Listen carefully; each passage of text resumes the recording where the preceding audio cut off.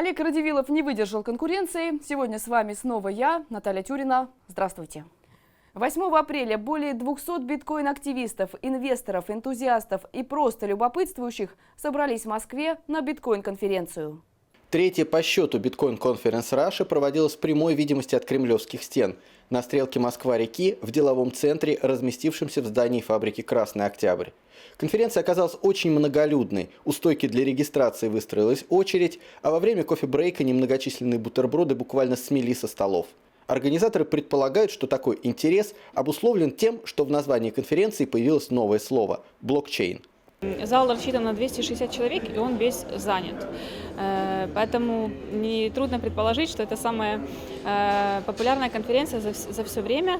Связано это с тем, что мы расширили тематику конференции. То есть у нас она называется теперь не только Bitcoin Conference, она называется Blockchain Bitcoin Conference. Так как высшее руководство страны одобрительно комментирует одобрительный комментарий дает относительно этой системы и говорит, что за ней будущее. Поэтому, в принципе, очень большую часть посетителей сейчас занимают представители крупных российских банков, чего не наблюдалось при прошлых конференциях наших. Доклады гостей из-за рубежа, которые открывали конференцию, больше были похожи на презентации финансовых продуктов. О себе рассказали Николас Керри из компании Blockchain, которой принадлежит популярный онлайн-кошелек, и Ронни Бёссинг, руководитель Coinbank, который стал генеральным спонсором конференции. I'm in the business of crypto since early 2014, yeah?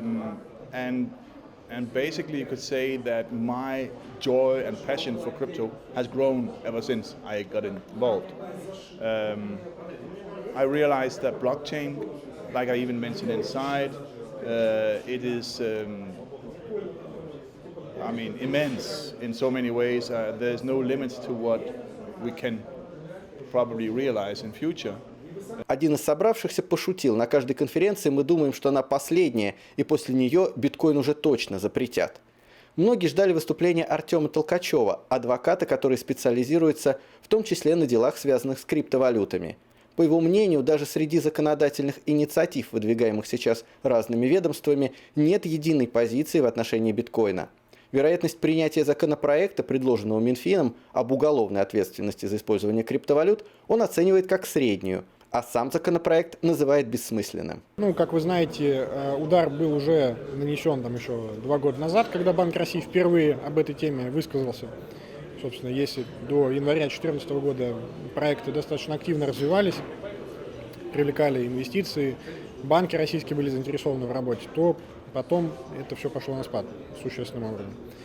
Конечно, если будет принят жесткий вариант закона и будет введена и административная, и уголовная ответственность, то легальный бизнес в России будет невозможен в целом. Я имею в виду, конечно же, бизнес, связанный с криптовалютами. Ударит это прежде всего по добросовестным пользователям, как я уже и говорил. То есть те, кто хотел и готов был использовать этот инструмент в каких-то легальных целях, использовать его точно не будет. А те, с кем борется, те, кто использует его в целях противоправных, они продолжат, собственно, это и делать. Модератор конференции, украинский биткоин-предприниматель и активист Михаил Чебанян, напротив, полон оптимизма. Еще, конечно, до мейнстрима далеко, но, по крайней мере, уже, опять-таки, доклад был, уже появилась прослойка, которая понимает или хотя бы слышала об этом. Второе, у вас 2 большие компании громко говорят о биткоине, не о блокчейне, а биткоин, это Сбербанк и Киви. Банк России точно так же говорит, что интересна им эта технология и так далее. То есть однозначно прогресс идет. То есть осталось еще чуть-чуть, критическую массу наберет и будет взрыв этой технологии, в хорошем смысле этого слова. Критическую массу биткоину еще предстоит набирать. Как показала статистическая выборка, представленная представителем Национального агентства финансовых исследований Сергеем Антоняном, о биткоине в России слышали всего 20% населения. Немало любопытствующих было и на этой конференции. На данный момент опосредованное отношение имею к биткоину. Читал, знаю, что называется. Для меня конференция интересна в информационном плане. Я считаю, что в какой-то мере, наверное, за этим будущее. И интересно быть в тренде, что называется.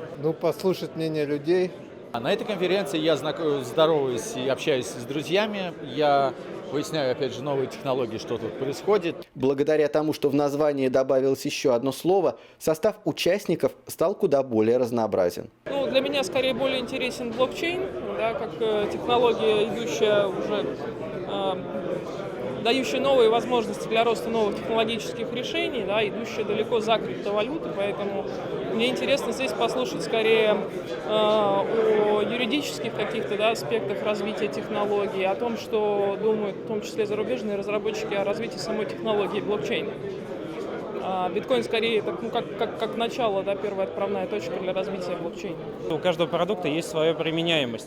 У биткоина применяемость, называется она такая, есть два человека, один в Нигерии, другой в Аргентине, да, там, и там банков нету с посредниками, вот им надо поменяться деньгами. Вот биткоин их задачу решает. А когда мы находимся, например, в Европе, в России, где есть доступность банковских услуг, и они не такие дорогие, чтобы не говорили о биткоине, это не всегда дешево и удобно воспользоваться. Поэтому в развитых странах биткоин сегодня, я бы не сказал, что самое лучшее решение для финансовых транзакций. Это медленно, это не экологично уже, это централизованно. Биткоин, он классный тем, что он целое направление развил. А то, что он уже свою роль сыграл, вот мое отношение. Даже в традиционной для биткоина нише финансовых операций его все решительнее угрожают потеснить национальные криптовалюты. И далеко не все считают, что это плохо. Я убежден в том, что существует два больших направления развития блокчейна как технологии. Первое – это параллельные финансовые системы, они никаким образом не связаны с национальными экономическими системами. Второе направление – это использование технологии блокчейн в национальных интересах. Скажем так, посередине, вот сейчас очень много банков, страховых компаний ищут какие-то кейсы на блокчейне. Но это путь, скажем так, поиска не очень больших масштабных проектов. Здесь требуется уже фундаментальный подход. Ну, по сути, если мы говорим о том, что мы переходим на новый технологический уровень, там, от использования лошадиной тягловой силы к автомобилю, невозможно заменить какие-то части в каретной, да, повозке, нужно менять механизм целиком для того, чтобы получить качественный скачок в развитии. И поэтому самая основная ключевая тема – это принятие технологии блокчейн на вооружение национальных, скажем так, интересов. И уже есть определенные шаги в этом направлении. В частности, Национальный банк Китая заинтересовался и создает свои национальные решения, скажем так, криптоюани, да, на блокчейне. Банк Англии реализует проект. Да, Венецианская республика как отдельное государство реализовывает, в 2016 году планирует выпустить свою собственную криптовалюту. Мы видим очень сильное движение на Украине. И тут очень важно, скажем так, обратить внимание на тот, кто окажется впереди планеты всей по созданию нового блокчейн-государства, финтех-государства. Очередная конференция Bitcoin Russia показала, что все больше людей узнают о криптотехнологиях и все больше интересуются ими. А для участников это была еще одна нечастая возможность встретиться лично с теми, с кем обычно общаются только в сети.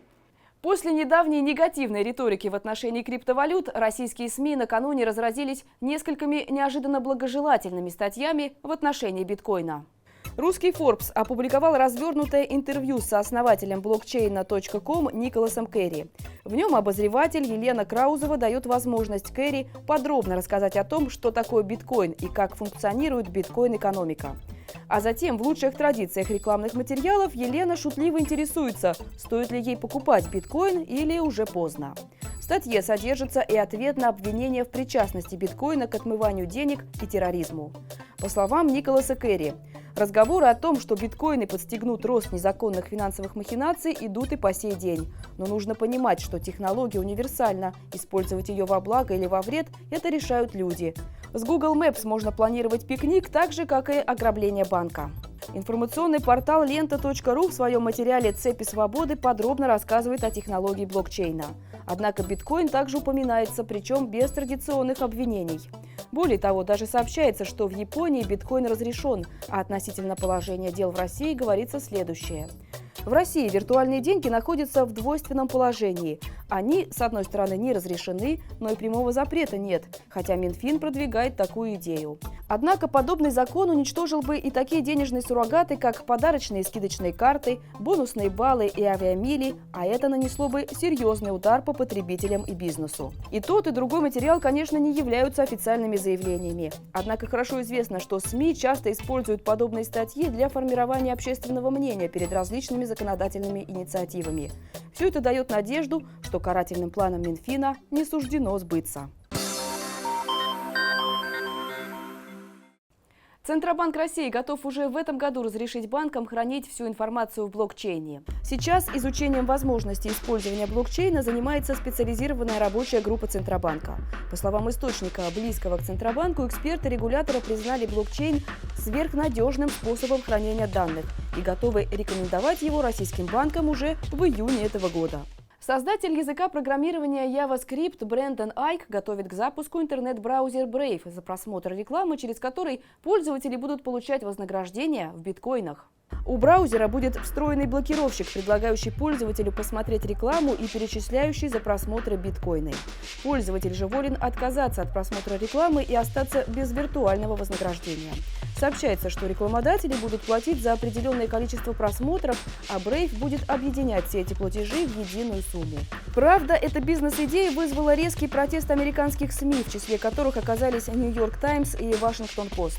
Газетчики считают, что браузер будет использовать их контент, как, собственно, и любой другой, который открывается браузером, ради продажи рекламы, от которой сами газеты не получат ни цента. В настоящее время спор разработчиков и представителей СМИ продолжается. Биткоин-сервис Bitwala получил инвестиции на 800 тысяч евро. Эта инвестиция стала одним из крупнейших вложений в европейские биткоин-компании. Средства пойдут на развитие существующей платежной системы, а также для расширения команды и увеличения клиентской базы. До этого момента Bitwala не привлекала инвестиций со стороны, пользуясь собственными средствами. Сервис предлагает пользователям возможность денежных переводов по системе SEPA – единая зона платежей в евро, при помощи биткоина. Кроме того, Bitwala выпускает дебетовые и виртуальные карты. Эти карты прикрепляются к биткоин-кошельку и мгновенно конвертируют биткоин в евро в момент оплаты. Сейчас количество клиентов Bitwala превышает 10 тысяч человек. Customers in Germany, but most of them come from Europe, everywhere in Europe, mainly Eastern Europe and also Russia. It's very good, the interest. A lot of people asking for this card, and it creates independency. It creates the power to use Bitcoin anytime, anywhere.